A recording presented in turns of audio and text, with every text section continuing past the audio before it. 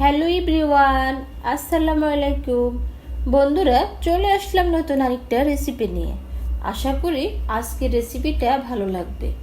আজকে আমি আপনাদের সাথে শেয়ার করব ইলিশ মাছ দিয়ে আর কাঁকরোল দিয়ে খুবই মজার একটি তরকারি। আর এই কাঁকরোলের এই তরকারিটা যারা খেয়েছেন তারা তো জানেনই কতটা মজাদার। আর যারা এখনও খাননি তারা অবশ্যই আমার এই ভিডিওটা দেখে ট্রাই করবেন। একবার রান্না করে খেলে আবারও খেতে চাইবেন। কিভাবে রান্না করব প্রস্তুত প্রণালী দেখে নেওয়া যাক। আমি বড় সাইজের 6 পিস কাঁকরোল নিয়েছি আর কাঁকরোলগুলো আমি ফ্রেশ দেখে নিয়েছি।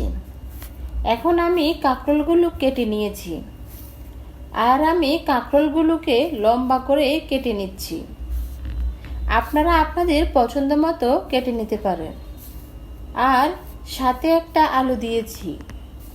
এখন চুলায় একটা ফ্রাইপ্যান বসিয়ে দিয়েছি ইলিশ মাছগুলো ভাজার জন্য। দিয়ে দিচ্ছি তেল।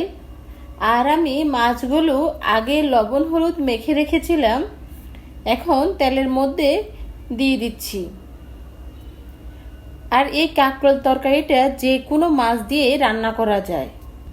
মাছ আমি উল্টিয়ে দিব। ইলিশ মাছগুলো ভেজে নেওয়া হয়ে গেছে।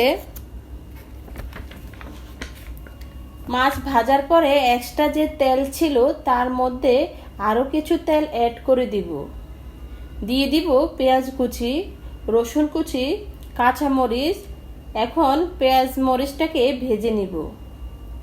পেঁয়াজটা ভেজে নেওয়া হয়ে গেছে। 1.5 টেবিল চামচ লবণ দিয়ে দিব,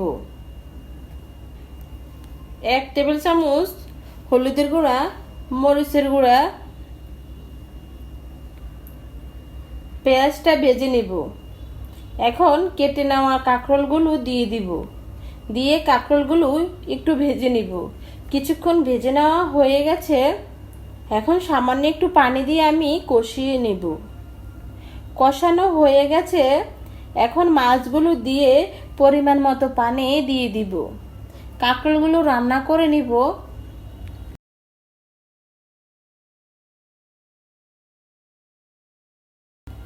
রান্না করা হয়ে গেছে। দেখুন কতটা ইয়ামি দেখতে হয়েছে। আপনারা যারা মশলা পছন্দ করেন তারা অবশ্যই মশলা অ্যাড করতে পারেন।